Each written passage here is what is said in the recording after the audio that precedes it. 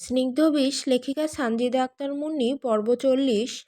ঘরের এক অন্ধকার কোণে দেওয়ালের সাথে প্রায় মিশে আড়ষ্ট হয়ে দাঁড়িয়ে আছে তৃষ্ণা। তার সর্বাঙ্গ বেতুসের মতো থরথর করে কাঁপছে, কপালে বিন্দু বিন্দু জমছে ঠান্ডা ঘাম। অবশ্য এই তীব্র আতঙ্কের কারণ নেহাত অমূলক নয়, বরং সেই ভয়াবহ কারণটি তার চোখের সামনেই জ্বলজ্বল করছে। ঘরের ঠিক মাঝখানে রাখা চামড়ার সোফায় চরমা এসে গায়ে লিয়ে বসে আছে ওয়াসেম। তার সামনে কাচের টি টেবিলের ওপর রাখা দুটো জগ, একটিতে কড়া গন্ধযুক্ত মদ আর অন্যটিতে টকটকে লাল গাঢ় টাটকা রক্ত। রক্তটা কোনো হতভাগ্য মানুষের নাকি কোনো বন্য পশুর, তা ভেবেই তৃষ্ণার শিরদাঁড়া বেয়ে এক শীতল স্রোত নেমে যায়। চরম নির্লিপ্ত ভঙ্গিতে ওয়াসেম মদ আর রক্ত একসাথে মেশাচ্ছে, তারপর এক অদ্ভুত পৈশাসিক তৃপ্তিতে গ্লাসের পর গ্লাস সেই গাঢ় তরল গলার নিচে চালান করে দিচ্ছে। সেদিন তৃষ্ণার জ্ঞান হারানোর পর ভোরের দিকে যখন তার চোখ খোলে, বিছানায় সে নিজেকে একাই আবিষ্কার করে ওয়াসেম তখন কোথায় উধাও হয়ে গিয়েছিল। আর আজ এই নিশুতি রাত দুটোর দিকে বাড়ি ফিরেই সে মেতে উঠেছে এই বীভৎস উল্লাসে। কই যায় কি করে তৃষ্ণা বুঝে পায় না। ওয়াসিমের জীবনের উদ্দেশ্যটা কি, কি জন্য সে এসব করে? মানুষের জীবনের তো একটা উদ্দেশ্য থাকে। ওয়াসিমের জীবনটা কেমন জানি কোনো কিছুরই ঠিক নেই, সব এলোমেলো বন্য পশুর মতো একটা জীবন পার করছে। নিজের পৈশাসিক তৃষ্ণা মেটানোর পর ধীরে সুস্থে সোফা ছেড়ে উঠে দাঁড়ায় ওয়াসেম। ভারী পদশব্দ তুলে সে একটু একটু করে এগিয়ে আসে তৃষ্ণার দিকে। তার চোখে মুখে এক আদিম বন্যতা। তৃষ্ণার ঠিক সামনে এসে সে দাঁড়ায়। ঠোঁটের কোণে ঝুলছে এক চিলতে শীতল বাঁকা হাসি। হিমশীতল গলায় ওয়াসেম তৃষ্ণাকে বলে ওঠে, "কি রে, এত ভয় পাচ্ছিস কেন? আমার বউ হয়ে থাকার খুব শখ, তাই না? এবার বল, আমি যে একজন রক্তখেকো এই সত্যিটা জানার পরও কি তুই আমার সাথে থাকবি?" ভয়ে তৃষ্ণার কণ্ঠনালী শুকিয়ে কাঠ হয়ে আসছে। দৃষ্টি মেঝের দিকে নিবদ্ধ রেখে নিজের অস্তিত্বকে আরও গুটিয়ে নিয়ে সে মিনমিন করে বলে, "থাকবো? আপনি ছাড়া এই পৃথিবীতে আমাকে আশ্রয় দেওয়ার মতো যে আর কেউ নেই।" এটা বলতেই ওয়াসিমের তীক্ষ্ণ পাল্টা প্রশ্ন ধেয়ে আসে ঠিক তীরের মতো, "আর যদি কেউ থাকতো তাহলে?" এই একটি প্রশ্নে তৃষ্ণার বুকের ভেতরটা শূন্য আশ্রে পড়ে। আতঙ্কে তার হৃৎপিণ্ডের স্পন্দন থমকে যাওয়ার উপক্রম হয়। এখন সে কী উত্তর দেবে? প্রশ্নটা বড্ড জটিল, এক মারাত্মক মনস্তাত্ত্বিক গোলকধাঁধা। মাথা নিচু রেখে কাঁপা কাঁপা গলায় ঢোক গিলে তৃষ্ণা বলে, যদি থাকতো তাহলে বিষয়টা অন্যরকম হতো।" কথাটি শুনেই ওয়াসিম হাত বাড়িয়ে শক্ত করে তৃষ্ণার কোমর খাবলে ধরে, হ্যাঁচকা টানে তাকে একাধারে নিজের পাঁজরের সাথে মিশিয়ে নেয়। এতে তৃষ্ণার মনে হয় তার শ্বাস ক্রমশ বন্ধ হয়ে আসছে। ইদানিং ওয়াসিমের এই অযাচিত স্পর্শগুলো তৃষ্ণাকে ভীষণ রকম অস্বস্তিতে ফেলে দেয়। আগে তো ওয়াসিম ভুলেও তার দিকে ফিরে তাকাতো না, আর এখন হঠাৎ করেই তার আচরণে অদ্ভুত পরিবর্তন হয়ে গেছে। এই যে মাঝে মধ্যেই তৃষ্ণাকে নিজের সাথে আষ্টেপৃষ্ঠে জড়িয়ে নেওয়া, তীব্র দৃষ্টিতে তাকিয়ে থাকা, কিংবা বিতৃষ্ণায় ভরা কণ্ঠে হলেও দুটো কথা বলা, সবকিছুই তৃষ্ণার কাছে ভীষণ অচেনা ঠেকে। ওয়াসিম এবার তৃষ্ণার কপালে নিজের কপাল ঠেকিয়ে অত্যন্ত ফিসফিসিয়ে বলে ওঠে, "কথা এড়াচ্ছিস? কথা কিন্তু এড়াতে পারবি না, বল কি করতি?" তৃষ্ণা একদম নিশ্চুপ, তার মুখ দিয়ে কোনো কথা সরে না। বুকের ভেতর হৃৎপিণ্ডটা পাগলা ঘোড়ার মতো ধুকপুক করছে, শরীরটা থরথর করে কাঁপতে শুরু করেছে তার। ওয়াসিমের উষ্ণ নিঃশ্বাসগুলো তৃষ্ণার অবয়বে আছড়ে পড়ে, তাকে ভেতর থেকে ক্ষতবিক্ষত করে দিচ্ছে। অনেক কষ্টে নিজের শরীরের ভারসাম্য বজায় রেখে দাঁড়িয়ে থাকে সে। তৃষ্ণাকে এভাবে নীরব থাকতে দেখে ওয়াসিম হঠাৎ করেই তৃষ্ণার কামিজের পেটের দিকটা টেনে ধরে বলে ওঠে, "দেখি পেটে কোনো দাগ পড়ল কি না?" ওয়াসিমের এমন অপ্রত্যাশিত আচরণে তৃষ্ণা ভয়ে ভীষণভাবে হকচকিয়ে ওঠে। ঘাবড়ে গিয়ে চট করে ওয়াসিমের হাতটা শক্ত করে চেপে ধরে কাঁপা কাঁপা কণ্ঠে বলে, "না না, কিছু হয়নি।" তৃষ্ণার এমন বাধা দানে ওয়াসিমের চোখের দৃষ্টি মুহূর্তে বদলে যায়। দপ করে জ্বলে ওঠে তার রাগের আগুন। দাঁত চেপে সে বলে, "তুই কি আমাকে তোর পেট দেখতে দিবি না? বাধা দিচ্ছিস কেন? আমার তোর সবকিছু দেখার অধিকার আছে।" অধিকার শব্দটা শুনতেই তৃষ্ণার বুকের ভেতরটা যেন দাউ দাউ করে জ্বলে ওঠে। যে মানুষটা কোনোদিন তাকে স্ত্রী হিসেবে সামান্যতম সম্মানটুকু দেয়নি, সে আজ এসেছে অধিকার ফলাতে। একজন নারীর কাছে তার আত্মসম্মান আর সম্ভ্রমের চেয়ে বড় আর কী বা হতে পারে? এতদিন ওয়াসিম নিজের খেয়াল খুশি মতো যা ইচ্ছে তাই বলেছে, যা মনে চেয়েছে করেছে, তৃষ্ণা মুখ বুজে সব সয়ে নিয়েছে, একটি কথাও ফেরায়নি। কিন্তু আজ ওয়াসিম তার সম্মান নিয়ে টানাটানি করছে, অধিকারের বুলি আওড়াচ্ছে, অথচ কোনোদিন স্ত্রীর মর্যাদা দেয়নি। আজ আর তৃষ্ণা নিজেকে আটকে রাখতে পারে না, সোজা চোখ তুলে ওয়াসিমের চোখের দিকে তাকিয়ে নিজের সমস্ত সাহস সঞ্চয় করে সরাসরি প্রশ্ন ছুড়ে দেয়, আপনি ঠিক কিসের অধিকারের কথা বলছেন? তৃষ্ণার এই অতর্কিত আর ধারালো প্রশ্নে ওয়াসিম আক্ষরিক অর্থেই তবদা খেয়ে যায়। সত্যিই তো, কিসের অধিকারের কথা বলছিল সে? কার অধিকার? কিসের জন্য এই অধিকার? ওয়াসিমের কাছে এই প্রশ্নের কোনো উত্তর নেই। সে এক প্রকার থতমত খেয়ে যায়, তবে নিজের এই অপ্রস্তুত অবস্থাকে ঢাকতে আর প্রশ্নের দায় থেকে বাঁচতে সে হঠাৎ করেই তৃষ্ণাকে সজোরে ধাক্কা দিয়ে নিজের কাছ থেকে দূরে ঠেলে দিয়ে চরম অবজ্ঞার সুরে বলে ওঠে, আমার কাছ থেকে সর তুই। আর একদম আমার সামনে আসবি না, তুই একটা কুকুর। তৃষ্ণা খুব ভালো করেই জানতো ওয়াসিম এভাবে উত্তর না দিয়ে পাশ কাটিয়ে যাবে। ধাক্কা খেয়েও নিজেকে দ্রুত সামলে নিয়ে সোজা হয়ে দাঁড়ায় তৃষ্ণা, তারপর কঠিন স্বরে উত্তর দেয়, আমি যে কুকুর তা তো আপনি ভালো করেই জানেন, তাহলে এই কুকুরের কাছ থেকে আপনি কিছু আশা করতে আসেন কেন? তৃষ্ণার কথাটা তপ্ত শিশার মতো ওয়াসিমের গায়ে ছ্যাদ করে লাগে। তৃষ্ণার দিকে ক্রুদ্ধ দৃষ্টিতে তাকিয়ে দাঁত কামড়ে ওয়াসিম উচ্চারণ করে, তোর কাছ থেকে আমি কিছুই আশা করি না। ওই দিন রাগের মাথায় বেশি জোরে আঘাত করে দাগ বসিয়ে দিয়েছিলাম, তাই শুধু দেখতে চেয়েছিলাম, বুঝলি জানোয়ারের বাচ্চা, আর কিছু না। কথাগুলো শুনে তৃষ্ণার ভেতরখানা অবর্ণনীয় এক যন্ত্রণায় গুমড়ে যায়। মন চাইছে ডুকরে কেঁদে উঠতে, কিন্তু মানুষের মন তো অনেক কিছুই চায়, বাস্তবে কি আর তার সব কিছু পূরণ হয়? হয় না। তাই তৃষ্ণা মাথা নিচু করেই পাথরের মতো দাঁড়িয়ে থাকে। সে জানে ওয়াসিমের কথার বেশি উত্তর দিলে বা প্রতিবাদ করলে ওয়াসিম হয়তো গায়ে হাত তুলবে। সেই মার খাওয়ার ভয়ে তৃষ্ণা বুক ফাটা আর্তনাদগুলো গলার কাছে চেপে রাখে। আরও অনেক কিছু বলতে চেয়েও একটি শব্দ উচ্চারণ করে না। তৃষ্ণাকে এভাবে নীরব হয়ে দাঁড়িয়ে থাকতে দেখে ওয়াসিম আর কোনো কথা খুঁজে পায় না। হয়তো তার মন চাইছে আরও কিছু বলতে, কিন্তু কথা বাড়ানোর তো কোনো বাহানা বা প্রসঙ্গ দরকার, যা এই মুহূর্তে ওয়াসিমের কাছে নেই। তাই সে রাগে গজগজ করতে করতে হনহন করে ঘর থেকে বেরিয়ে যায়। তৃষ্ণা তার যাওয়ার পথের দিকে শূন্য দৃষ্টিতে তাকিয়ে থাকে, বুক চিরে বেরিয়ে আসে একটি দীর্ঘশ্বাস। আর সে মনে মনে নিজেকে বোঝাতে, নিজেকে শান্ত করতে বলে ওঠে, আমার মতো এতিম আর অসহায় মানুষদের নিজস্ব কোনো আকাশ থাকে না, যেখানে মন খুলে একটু কাঁদা যায়। আমাদের অধিকার নেই দুঃখ বিলাস করার, অধিকার নেই লোকচক্ষুর সামনে চোখের জল ফেলার, হাজারো কথার আঘাতেও টু শব্দটুকু করতে নেই, বুক ফেটে গেলেও কাউকে বলা বারণ। বুকের ভেতরে দগদগে ক্ষতগুলো সযত্নে লুকিয়ে রেখে সবার সাথে সবটা মানিয়ে নিয়ে শুধু নিঃশব্দে নিভৃতে এক ছায়ার মতো আমাদের বেঁচে থাকতে হয়। আজ নির্বাচনের শেষ প্রচারণার দিন। দিনভর তুমুল ব্যস্ততার উত্তেজনার পর এখন উল্লাসের পালা। প্রচারণার সমস্ত ক্লান্তি ভুলে তৌসির আক্তার বন্ধুরা হই হুল্লোড় করতে করতে বাড়ি ফেরে। বাড়ি ফিরেই শুরু হয় জমজমাট আড্ডা। আড্ডার মধ্যমণি হয়ে ওঠে বোতলের পর বোতল লাল পানি। এক একজন গলাধকরণ করছে গ্লাসের পর গ্লাস। আর নাজেম ও মিনহাস তো মাত্রা ছাড়িয়ে একেবারে বেসামাল। আজ তৌসিরকেও কেউ ছাড় দিচ্ছে না। সে বারবার মাথা নেড়ে না না না করে আপত্তি জানায়, কিন্তু কে শোনে কার কথা। সবাই মিলে জোর করে ধরে কয়েক ঢোক গিলিয়ে দেয় তাকে। আর ওই কয়েক ঢোক পেটে পড়তেই তৌসিরের ভেতরে সব জড়তা কেটে যায়। আগ্রহ জাদুর মতো বেড়ে যায়। যে তৌসির একটু আগে আপত্তি করছিল, সেই এখন এক জায়গায় বসে আজ তো 3 বোতল গিলে নেয়। এখন সবার নেশা একেবারে তুঙ্গে। নেশার ঘোরে কারো আর সোজা হয়ে দাঁড়ানোর ক্ষমতা নেই, পা টলছে সবার। এর মাঝেই রুদ্র হঠাৎ সব ভুলে পাগলের মতো নাচতে শুরু করে দেয়।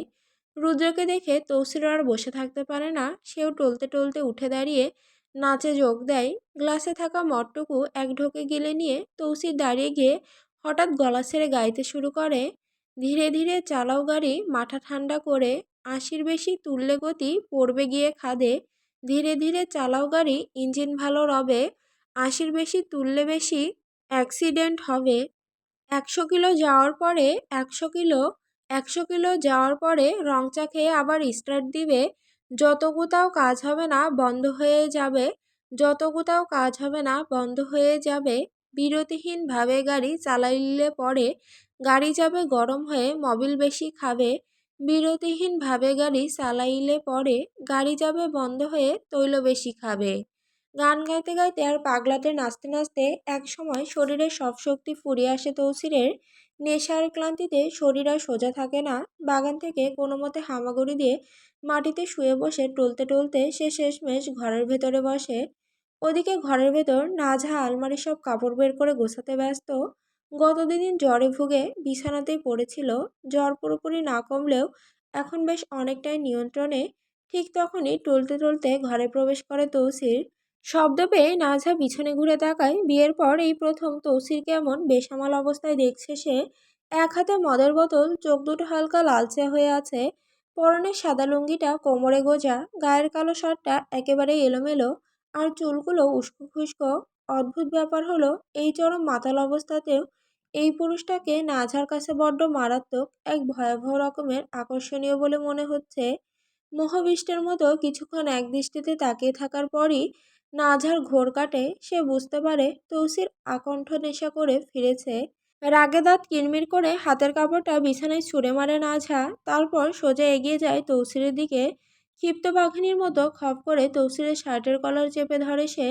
দাঁত চেপে হিস হিস করে ওঠে, আপনি নেশা করেছেন কোন সাহসে? তৌসির বিরক্ত হয়ে নাঝার হাতটা নিজের গা থেকে ছাড়ানোর চেষ্টা করে।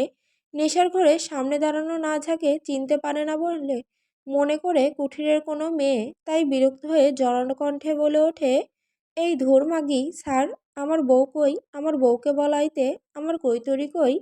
নেশার তালে তৌসির অন্য কোনো মেয়ে ভাবছে তাকে। এই কথা বুঝতে পেরে নাঝার রাগ সপ্তমে চড়ে বসে। কলারটা আরও শক্ত করে ধরে সজোরে এক ঝাঁকুনি দেয় নাঝা। চিৎকার করে বলে, আমিই তোর বউ, কয় বোতল খাইছিস শালা, যে নিজের বউকে নিজে চিনতে পারছিস না? গালিটা নাঝা দিতে চায়নি, রাগের মাথায় মুখ ফসকে বেরিয়ে গেছে। কিন্তু কথাটা শুনে তৌসির হাতের মদের বোতলটা একপাশে নামিয়ে রাখে। তারপর আচমকাই দুই হাতে নাঝার কোমর শক্ত করে চেপে ধরে বলে, তুই আমার বউ? কিন্তু আমার বউ তো আমার সাথে এত ভালো আচরণ করতো না। তুই আমার এত কাছে কেমনে আইলি? নেশা টেশা করলি নাকি? নিজে মদ গিলে এসে উল্টো নাঝাকে নেশার কথা জিজ্ঞেস করছে। অপমানে আর রাগে নাঝা ঠাস করে এক চড় বসিয়ে দেয় তৌসিরের গালে, আর রাগে কাঁপতে কাঁপতে বলে, বেহায়া নির্লজ্জ, যখনই দেখেছি মেনে নিয়েছে তখনই আসল রূপে চলে এসেছেন। থাকবো না আমি আপনার সাথে। কিন্তু চড় খেয়েও তৌসিরের কোনো ভাবান্তর হয় না, বরং সে নাঝার কোমর আরো শক্ত করে ধরে নিজের দিকে টেনে নেয়। জোর করে নাঝার গালে ঠোঁটে চুমু খেতে শুরু করে। মদের তীব্র বিশ্রী গন্ধে নাঝার ভেতরটা গুলিয়ে আসছে। কি বিশ্রী গন্ধ! নাঝা চোখ মুখ কুঁচকে নেয়। চুমু খাওয়ার ফাঁকেই তৌসির মাতাল গলায় বলে ওঠে, আমার সাথে থাকবি না তো কি তোর দাদার সাথে থাকবি? শাওয়ার শাওয়ার কথা কস কি তার লাগি? সিনালগিরি কমায়া কর। তুই আমার বউ, আমার সাথেই থাকবি তুই। নাঝা নিজের সর্বশক্তি দিয়ে তৌসিরের কাঁধে বুকে কিল ঘুষি মারতে থাকে। তাকে নিজের থেকে সরিয়ে দেওয়ার আপ্রাণ চেষ্টা করে রাগে কাঁপতে কাঁপতে বলে, সরুন আমার কাছ থেকে, সরুন। আপনাকে মেনে নেওয়াটাই আমার চরম ভুল ছিল। আপনি এক নাম্বারের একটা জঘন্য লোক, মদ গাঁজা খান, সরুন বলছে আমার কাছ থেকে। কিন্তু তৌসির এক চুলও সরে না, উল্টো সে নাঝাকে আরও নিবিড়ভাবে নিজের সাথে জাপটে ধরে। নাঝার গলায় মুখ গুজে দিয়ে ঘোরের ঘোরে বিড়বিড় করে, একটু আদর করি না বউ? ও বউ, কৈতরি গো, ও কৈতরি, এমন করস কেন? আমি তো তোর জামাই, একটা চুমু দেই না? নাঝা রাগে আর অপমানে ফেটে পড়ে চিৎকার করে ওঠে, না, দেবেন না চুমু, চাই না আমার এসব নোংরা আদর। আমাকে ছাড়ুন, আমি এক্ষুনি বাড়ি যাব, থাকবো না আমি কোনো নেশাখোরের সাথে। তৌসির নাঝার কোনো কথাতেই কর্ণপাত করে না। নেশার ঘরে আচ্ছন্ন সে। তৌসির এবার নিজের খেয়ালে নাঝার কামিজের ভেতর দিয়ে রুদরে হাত বুলিয়ে দিতে দিতে মাতাল কণ্ঠে আধো আধো স্বরে বলে ওঠে, একটা চুমু খাই তোমার পেটে।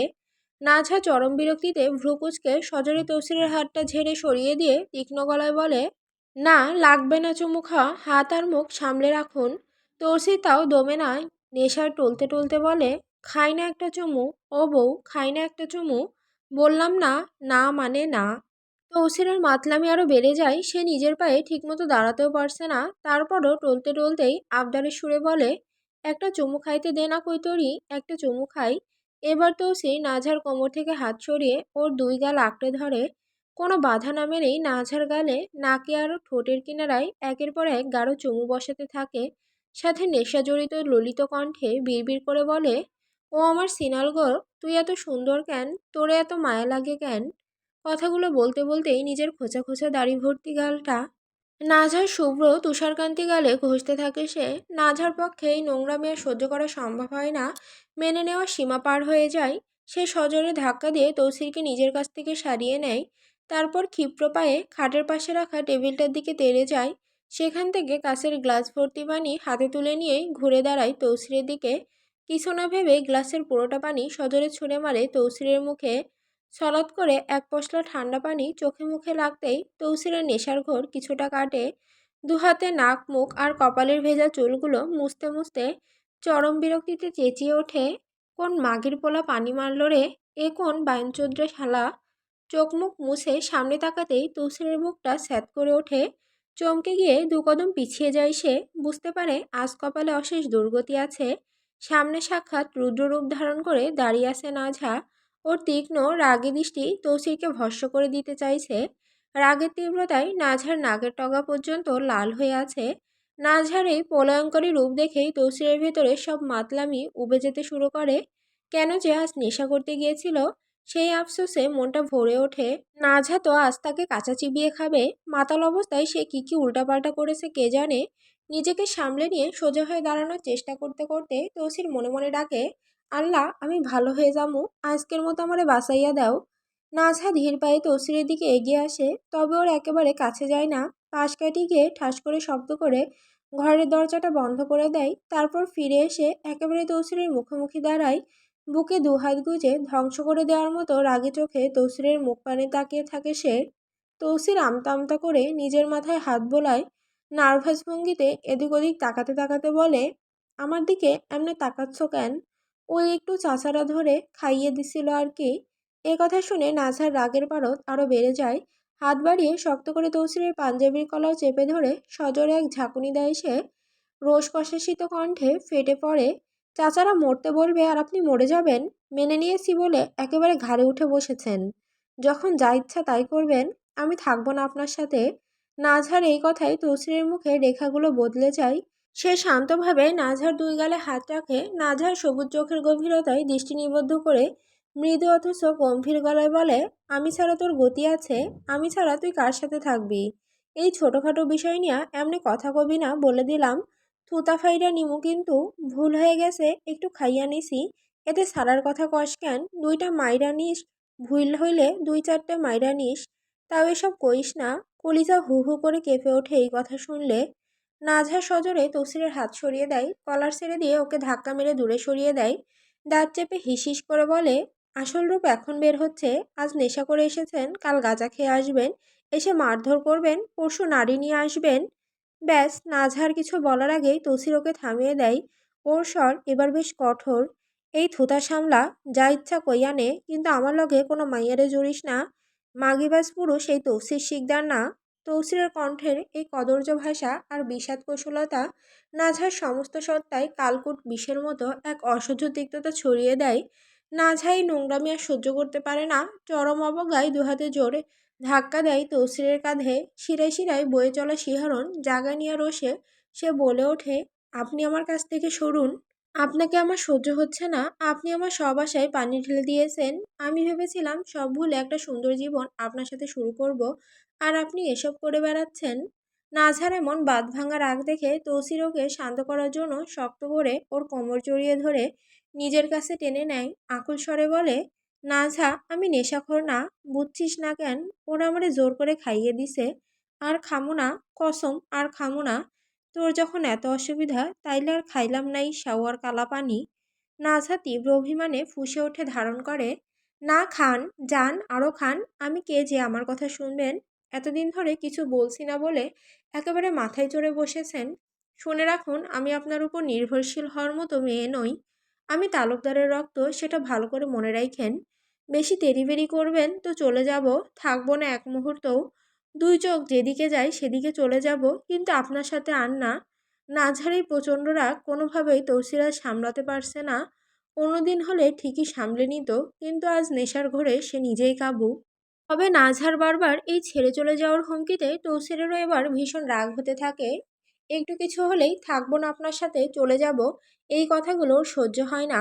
তৌসির দুহাতে নাঝাকে শক্ত করে ধরে এক ঝাঁকুনি দিয়ে রাগে আর জেদে বলে ওঠে, তুই থাকবি না মারাস কিল্লাইগা, থুতা ফাইরা নিমু আর একবার এটা কইলে। বললাম তো ভুল হয়ে গেছে আমার, আর খামু না, জীবনেও খাবো না। তৌসিরের সাথে আর কোনো কথা বাড়াতে চায় না নাজহা। এখন কথা বললে কথা কেবল বাড়বেই, তাই একদম চুপ মেরে যায় সে। নিজের কোমর থেকে তৌসিরের হাতটা ছাড়িয়ে নিয়ে অন্যদিকে মুখ ঘুরিয়ে নেয়। একটা শীতল দীর্ঘশ্বাস ছেড়ে শান্ত গলায় বলে, যা ইচ্ছে করুন, আর কিছু বলবো না আমি আপনাকে। আপনার জীবন, আপনি যা ইচ্ছে করুন। আপাতত আমাকে ছাড়ুন, আমি কাজ করব। নাজহার এমন হঠাৎ শান্ত হয়ে যাওয়া দেখে তৌসির শব্দ করে হেসে ওঠে। ওর দিকে তাকিয়ে বলে, শেষ? ঝগড়া করার এনার্জি শেষ? আরেকটু কর। এত রাগ ভেতরে পুষে রাখিস না। রাগের দাহে ফাইটা যাইবি তো তুই তালুকদারের মাইয়া। বলবি না কেন আমায় কিছু? বলবি, অবশ্যই বলবি। 100 বার 100টা কথা কবি। আমি তোর জামাই, আমারে তুই জুতা দিয়েও যদি মারস তাও আমি সয়ে নিমু।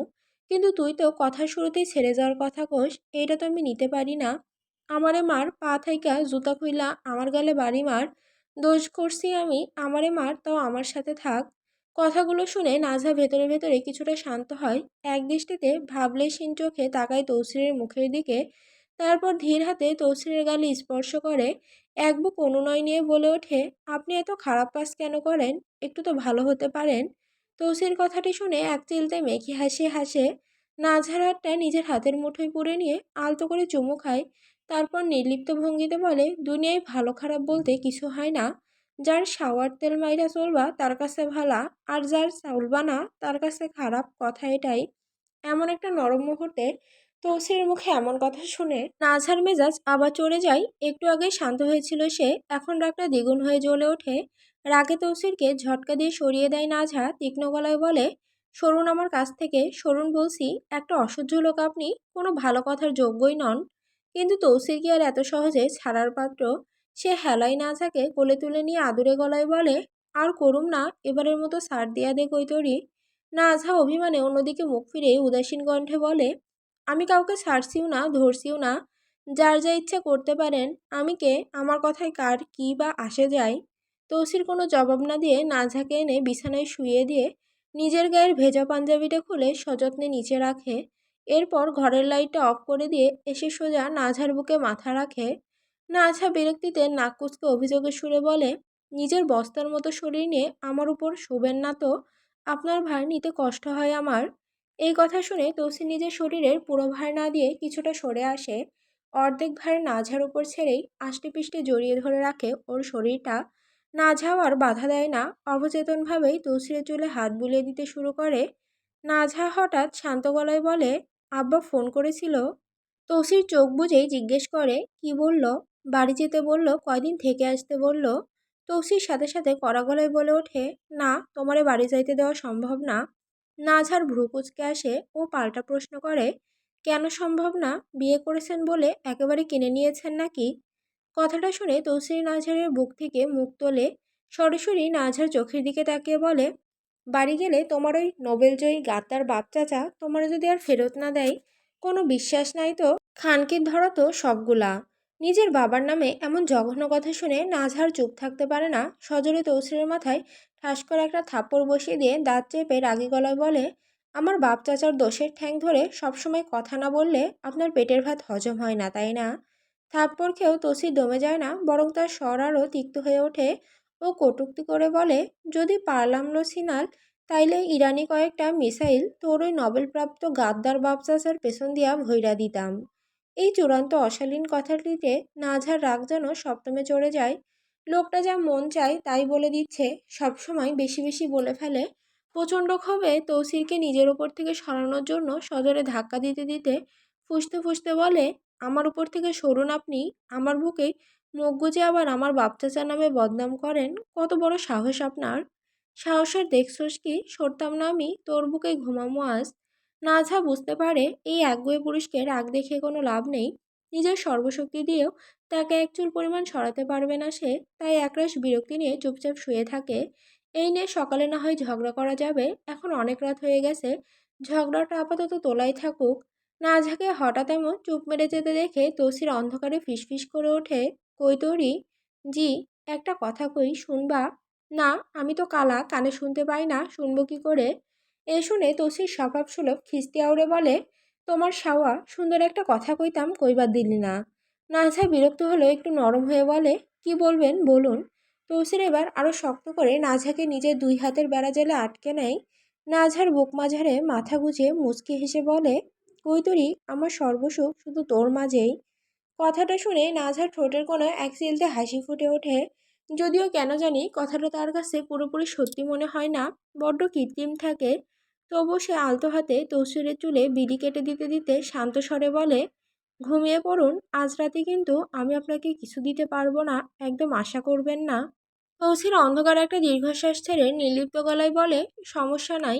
তৌসির ধীরে ধীরে চোখ বুজে নেয়, কিন্তু নাঝার চোখে ঘুম নেই। মনের ভেতর এমন উথাল পাথাল অশান্তি থাকলে ঘুম কারই বা আসে। মন আর মস্তিষ্ক আর বড্ড ক্লান্ত, আর নিতে পারছে না সে। নিজের ভাবনা নিজের চাওয়া সব একাকার হয়ে গুলিয়ে যাচ্ছে তার। এমন একটানা প্রহর খানেক পেরোনোর পর নাঝার দু চোখ যখন সবে একটু বুজে আসে, ঠিক তখনই পুষ্পর নম্বর থেকে ফোনে একটি মেসেজ ঢোকে। স্ক্রিনে ফুটে ওঠে, জামাইয়ের বুকে সিট হইয়া শুইয়া না থাইকা তাড়াতাড়ি নিচে আইসা দেইখা যা কি হইতাছে। মেসেজটা পড়ে নাজহা ফোনটা আগের জায়গায় রেখে দেয়। তারপর তৌসিরকে আলতো করে পাশ ছাড়িয়ে নিতে নিতে বলে, একটু উঠুন তো, আমি পানি খাবো। তৌসির ঘুম চোখে ফেলতে পারছে না। আধা জাগরিক ঘুম জড়ানো গলায় সে বলে ওঠে, আমি আয়না দিমু গিয়া। নাজহা ওর মাথায় নিচে বালিশটা ঠিক করে এগিয়ে দেয়। এরপর বিছানা থেকে নামতে নামতে বলে, না আপনার উঠতে হবে না, আমি নিয়ে আসছি। এই বলে পানির খালি জগটা হাতে তুলে নেয় নাজহা। তারপর মাথায় ওড়নাটা ভালো করে টেনে দিয়ে পা বাড়ায় ঘরের বাইরে। ঘর থেকে বেরিয়ে করিডোরে এসে দাঁড়াতেই ওর চোখ আটকে যায় নিচের দিকে। সদর দরজা দিয়ে বিবিজান সন্দর্পণে বেরিয়ে যাচ্ছেন। তার হাতে একটা বড় হাঁড়ি, যাতে রাখা কাঁচা গরুর মাংস আর পিঠে। আজ বাড়িতে বেশ ঘটা করে পিঠে তৈরি হয়েছে। নাজহাও হাত লাগিয়েছে কাজে। এক এক পদের প্রায় শ দেড়েক করে পিঠা বানানো হয়েছে। তখন নাজহা দেখেছিল বিবিজান অনেকগুলো পিঠা নিজ হাতে একটা হাঁড়িতে তুলে আলাদা করে রাখছেন। তখন মনে করেছিল হয়তো এমনিই রাখছেন, কিন্তু এখন তো দেখছে ভিন্ন চিত্র। এই মহিলা এত রাতে এসব নিয়ে কোথায় যাচ্ছেন। তীব্র এক কৌতূহল ভেতর থেকে কুড়ে কুড়ে খাচ্ছে নাজহাকে। সেই কৌতূহলের বশেই আকপিস কোনো কিছু না ভেবে দ্রুত পায়ে নিচে নেমে আসে সে। খোলা সাদা দরজা খুলে নিঃশব্দে সেও হাঁটতে শুরু করে বিবিজানের পিছু পিছু। বিবিজান সোজা গিয়ে থামেন উঠোনের ওই কদম গাছটার নিচে। নাজহা তার থেকে কিছুটা দূরে অন্ধকারের আড়ালে দাঁড়িয়ে তার কাণ্ড কারখানা লক্ষ্য করে। এই মহিলা এত রাতে এসব কী করছেন। নাজহা দেখতে পায় বিবিজান গাছের নিচে হাঁড়িটা নামিয়ে রেখে বিড়বিড় করে কি যেন পড়ছেন। কি বলছেন তিনি তাও তো দূর থেকে স্পষ্ট শোনা যায় না। তবে পরক্ষণেই যা ঘটে তা দেখে নাজহার রক্ত হিম হয়ে আসে। সে স্পষ্ট দেখে বিবিজানের পড়া শেষ হতেই হাঁড়িটা শূন্যে ভাসতে শুরু করে, আর অদ্ভুতভাবে অদৃশ্য হয়ে যায়। এই দৃশ্য দেখে নাজহা বিস্ময়ে ভয়ে একদম স্থবির হয়ে পড়ে। থরথর করে কাঁপতে থাকে তার হাত পা। এই মহিলা কাকে এসব দিচ্ছেন। হঠাৎ বিবিজানের হয়তো মনে হয় তার পেছনে কেউ দাঁড়িয়ে আছে। তিনি ধীরে ধীরে পেছনে ফিরে তাকান, কিন্তু না, কেউ কোথাও নেই। এদিকে নাজহা যে জায়গায় দাঁড়িয়েছিল, চোখের পলকে সেখান থেকে তাকে আরেকটা গাছের আড়ালে টেনে এনেছে পুষ্প। শক্ত করে চেপে ধরেছে নাজহার মুখ। ভয়ে আর আতঙ্কে নাজহার ঠিকমতো দম ফেলতে পারছে না। পুষ্প নাজহার কানের কাছে মুখ এনে ফিসফিস করে বলে ওঠে, একদম চুপ কর, তাড়াতাড়ি বাড়ির ভেতরে আয়। পুষ্প তড়িঘড়ি করে নাজহার হাত চেপে ধরে, কাউকে কিছু বুঝতে না দিয়ে অত্যন্ত সাবধানে এক প্রকার টেনে হিঁচড়েই তাকে নিয়ে আসে বাড়ির ভেতরের অন্ধকার রান্নাঘরটাই। রান্নাঘরে ঢুকেই সজোরে পুষ্পের হাত থেকে নিজেকে ছাড়িয়ে নেয় নাজহা। চোখে মুখে চরম বিরক্তি নিয়ে ঝাঁঝালো কণ্ঠে বলে ওঠে, কি সমস্যা কি তোমার, আমাকে পুরোটা দেখতে দিলে না কেন। নাজহার এমন নির্বিকার আচরণে পুষ্পের মাথায় রক্ত টকবক করে ফুটতে শুরু করে। রাগে হিতাহিত জ্ঞান শূন্য হয়ে সে খপ করে নাজহার খোপা চেপে ধরে। নিজের মুখটা নাজহার কানের কাছে নিয়ে গিয়ে হিস হিস করে ওঠে, আস্তে কথা বল, কি দেখবি, যা দেখার তো দেখলি। ওরা জিন পালে বুঝিস তুই। তুই যে জীবনটাকে নিজে থেকে বেছে নিচ্ছিস, সেখানে ধ্বংস ছাড়া আর কিচ্ছু নেই। খোপা থেকে পুষ্পের হাতটা এক ঝটকায় সরিয়ে দেয় নাজহা। সরিয়ে দিয়ে জল শক্ত করে দাঁতে দাঁত চেপে বলে, তো তাতে তোমার কি, ওরা যেমনই হোক, তৌসির তো এমন নয়, আমি তার সাথেই থাকবো। তৌসিরের প্রতি নাঝার এই অন্ধ টান দেখে পুষ্পের রাগ দ্বিগুণ হয়ে জ্বলে ওঠে। চোখে মুখে অবিশ্বাস আর ক্ষোভ নিয়ে সে বলে, তুই এই বাড়িতে কি উদ্দেশ্যে এসেছিলি সব ভুলে গেছিস, আর এখন কি না এদের সাথে রঙ্গলীলায় ভাসছিস তুই। পুষ্পের কথাগুলো শুনে নাঝা কয়েক মুহূর্ত একেবারে নিশ্চুপ হয়ে একদৃষ্টে পুষ্পের চোখের দিকে তাকিয়ে থাকে। মুহূর্তের মাঝেই নাঝার মুখের রেখাগুলো বদলাতে শুরু করে। সেখানে ভর করে এক অদ্ভুত কাঠিন্য। ঠোঁটের কোণে এক চিলতে শীতল ভয়ঙ্কর হাসি ফুটিয়ে তোলে সে। এরপর নিজের ডান হাতে 4টে আঙুল পুষ্পের চোখের সামনে তুলে ধরে গুনতে শুরু করে। 1 2 3 4। ওরা আমার 4জন চাচাকে নির্মমভাবে মেরেছে। এটা আমি কি করে ভুলবো? ওই জানোয়ারগুলোর জন্যই তো আমার ফুপু নিজের শরীরের চামড়া নিজে ছিঁড়ে তিল তিল করে মরেছিল। ওদের জন্যই আমার পরিবার বারবার মৃত্যুর মুখ থেকে ফিরে এসেছে, মৃত্যুকে খুব কাছ থেকে দেখেছে। ওরা আমার ছোট্ট ইয়ারাকে জিন দিয়ে দিনের পর দিন ভোগ করাচ্ছে। আমি কি করে সব ভুলে যাব? আমি কি বোকা নাকি পাগল হয়ে গেছি বলে তোমার মনে হয়? ওরা আমাদের সাথে কি না করেছে বলো? নাঝার কণ্ঠে চাপা আর্তনাদ আর ভয়াবহ অতীতগুলোর কথা শুনে পুষ্প পাথর হয়ে যায়। ওর মুখ থেকে কোনো কথা সরে না আর। কিছুটা সময় নিয়ে নিজেকে সামলে পুষ্প অস্ফুট স্বরে প্রশ্ন করে, সব যদি মনেই থাকে তাহলে তুই ওর সাথে এত মাখামাখি কেন করছিস? নাঝা এবার কাঁধ ঝাঁকিয়ে নির্লিপ্ত কণ্ঠে বলে, করছি কারণ আমার ইচ্ছে করছে তাই। তাতে তোমার কি? আমার যখন যা ইচ্ছে হবে আমি এখন থেকে তাই করব। আমি আর কারো কথাই বা কারো পরামর্শে চলছি না। আমার যা মন চাই তাই করব। আমার নিজের জীবন তো বলতে গেলে একেবারে শেষ হয়ে গিয়েছে। এখন আর মৃত্যু ভয়ও নেই আমার। নাঝার মুখে এমন বেপরোয়া কথা শুনে পুষ্প তাজ্জব বনে যায়। এই মেয়েটি আসলে কি বলছে? সে কি শত্রুর পক্ষে নাকি নিজের পরিবারের পক্ষে? পুষ্প হিসাব মেলাতে পারছে না। হঠাৎ একটি সন্দেহ উকি দেয় তার মনে। পুষ্প তীক্ষ্ণ দৃষ্টিতে তাকিয়ে সরাসরি জিজ্ঞেস করে, নমি আপু তো বলেছিল তোদের মধ্যে কোনো ফিজিক্যাল সম্পর্ক নেই, এখনও কি নেই? পুষ্পে চোখের দিকে সরাসরি তাকিয়ে কোনো ধরনের সংকোচ বা বিকার ছাড়াই নাঝা উত্তর দেয়, আছে। তুমি যেদিন এই বাড়িতে এসেছো ঠিক সেদিন থেকেই হয়েছে। কথাটা কানে যেতেই পুষ্পের মাথায় শিরা দপদপ করে ওঠে। অবিশ্বাসে তার চোখ বড় বড় হয়ে যায়। পুষ্প জানতে চাই, তুই কি নিজে থেকে অনুমতি দিয়েছিলি নাকি ও জোর করে করেছিল তোর উপর? সেই একই নির্লিপ্ত কণ্ঠে নাঝা আবার জবাব দেয়, আমি নিজেই অনুমতি দিয়েছি। আর সহ্য করতে পারে না পুষ্প। রাগে ক্ষোভে নাঝার থুতনিটা শক্ত করে চেপে ধরে গলার স্বর খাদে নামিয়ে বলে, এই মাগি, নিজেকে যখন বাঁচাতে পারতি তাহলে অনুমতি কেন দিলি? আর কয়েকটা দিন অন্তত দেখতে পারতি না? নিজের সবটুকু এভাবে বিলিয়ে দিয়ে নিজেকে ক্ষয় করলি কেন? নাঝা পুষ্পের হাত থেকে নিজের মুখটা ঝাড়ি মেরে ছাড়িয়ে চোখের দৃষ্টিতে শূন্যতার অহংকার মিশিয়ে দাঁত চেপে বলে, আমি তো আগেই বলেছি আমার যা ইচ্ছা হবে আমি তাই করব। দিনের পর দিন একজন পুরুষের বুকে পড়ে থাকতে থাকতে আমার নারী মন নিজেকে সামলাতে পারিনি। তাই আমি সঁপে দিয়েছি নিজেকে ওর হাতে। আর এতে আমি যথেষ্ট স্যাটিসফাইডও হয়েছি। এর জন্য আমার মনে বিন্দুমাত্র কোনো দুঃখ বা আফসোস নেই। নাঝার মুখে এতটা নির্লজ্জের মতো কথা শুনে পুষ্প দাঁতে দাঁত কিরমির করে ঘৃণায় মুখ কুঁচকে বলে, স্যাটিসফাই হয়েছিস? ওয়াও, এতটা নির্লজ্জ কি করে হয়ে গেলি তুই? নাঝার কোনো ভ্রুক্ষেপ নেই। ও আগের মতো বলে, আমি এমনই, আর একজন পুরুষের বুকে দিনের পর দিন পড়ে আছি আর তার প্রতি আমার কোনো আকর্ষণ কাজ করবে না তাই হয়? আমি এখন যা ইচ্ছে তাই করব। আমি এই সংসারেই থাকবো। তুমি তোমার ভাইদের গিয়ে পরিষ্কার বলে দিও আমি এখানেই থাকবো। কয়দিন পর আমরা একটা বেবিও নেব। ওরা তো আমাকে এই বাড়িতে পাঠিয়েছিল মরতে, তাই না? ঠিক আছে, আমি এখন মরবই। আমার লাশ বের হলে এই বাড়ি থেকে বের হবে, কিন্তু তার আগে আমি আর কোথাও ফিরছি না। কথাগুলো ছুড়ে দিয়েই পুষ্পকে একরকম ধাক্কায় সরিয়ে রান্নাঘর থেকে বেরিয়ে আসে নাঝা। ঠিক তখনই পেছন থেকে পুষ্পের তীক্ষ্ণ কণ্ঠস্বর ভেসে আসে, লুসিয়ান কিন্তু বেঁচে আছে, ও মরেনি। ইকরাম আর তালহা হয়তো তোকে হারিয়েছে, কিন্তু লুসিয়ান কিছুতেই তোকে হারাবে না। কথাগুলো কানে পৌঁছাতেই পাথরের মতো থমকে যায় নাঝার পা। লুসিয়ান বেঁচে আছে, কিন্তু তৌসির তো ওরই চোখের সামনে ওকে জ্যান্ত কবর দিয়েছে। তাহলে সে কিভাবে ফিরে আসবে? প্রবল বিস্ময়ের অভাবনীয় ধাক্কায় বুকের ভেতরটা ছ্যাদ করে ওঠে নাঝার। তবে নিজের এই তীব্র স্নায়ুচাপ বিন্দু পরিমাণও প্রকাশ করে না সে। বরং খুব শান্ত ভঙ্গিতে ঘাড় ঘুরিয়ে পুষ্পের দিকে তাকায়। ঠোঁটের কোণে এক চিলতে তাচ্ছিলের হাসি ঝুলে ওর চোখে চোখ রেখে কঠিন স্বরে বলে, ওকে গিয়ে বলিও ক্ষমতা থাকলে আমার একটা লোম অন্তত ছুঁয়ে দেখাতে। আমি এখন এক ভয়ঙ্কর বাঘের ডেরায় বন্দি তৌসির শিকদারের বুকে। বুঝতে পারছো তুমি? তৌসির শিকদার আস্ত একটা মানুষরূপী পশু। নিজের স্বার্থের জন্য আর নিজের চাওয়ার জন্য ও যে কোনো কিছু করতে পারে, যে কোনো কিছু। তাই নিজের ভালো চাইলে এখন থেকেই সাবধান হও।